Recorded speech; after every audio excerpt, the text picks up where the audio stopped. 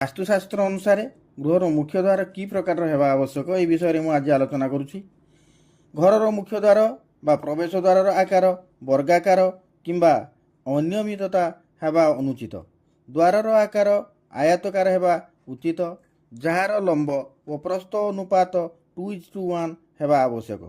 ମୁଖ୍ୟ ଦ୍ୱାରର ବ୍ୟତୀତ ଅନ୍ୟ ଦ୍ୱାରର ଉଚ୍ଚତା ସମାନ ହେବା ଆବଶ୍ୟକ।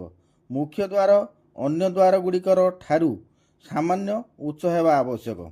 ଚୌକାଠ ନିର୍ମାଣର 5 ଖଣ୍ଡର ଊର୍ଦ୍ଧ୍ୱ କାଠ ବ୍ୟବହାର କରାଯିବ ନାହିଁ।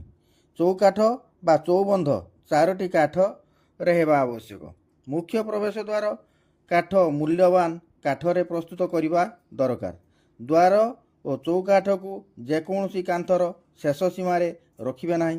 ମୁଖ୍ୟ ଦ୍ୱାରର କବାଟରେ କୌଣସି ଦେବାଦେବୀ, ସ୍ୱସ୍ତିକ, ଓମ୍, ତ୍ରିଶୂଳ, ଶଙ୍ଖ, ଚକ୍ର, କଳସ ଆଦି କାରୁକାର୍ଯ୍ୟ କରିବେ ନାହିଁ। ଫୁଲ, ଗଛ, ଲତା ଇତ୍ୟାଦିର କାରୁକାର୍ଯ୍ୟ କରିପାରିବେ। ସମ୍ପୂର୍ଣ୍ଣ ଗୃହର ଦ୍ୱାର ଓ ଝରକା ମିଶି ଯେଭଳି ଯୁଗ୍ମ ସଂଖ୍ୟା ହେଉଥିବା ଯଥା 2, 4, 6, 8 ଇତ୍ୟାଦି ଶୁଭ।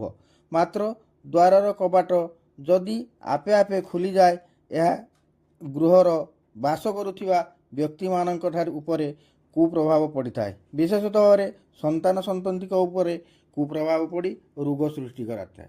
ଏଥିପ୍ରତି ଧ୍ୟାନ ଦେବା ଆବଶ୍ୟକ। ମୁଁ ଏତିକି କହି ବିଦାୟ ନେଉଛି। ପୁଣି ଆଗାମୀ ଅଧ୍ୟାୟରେ ଦେଖା ହେବ। ଜୟ ଜଗନ୍ନାଥ।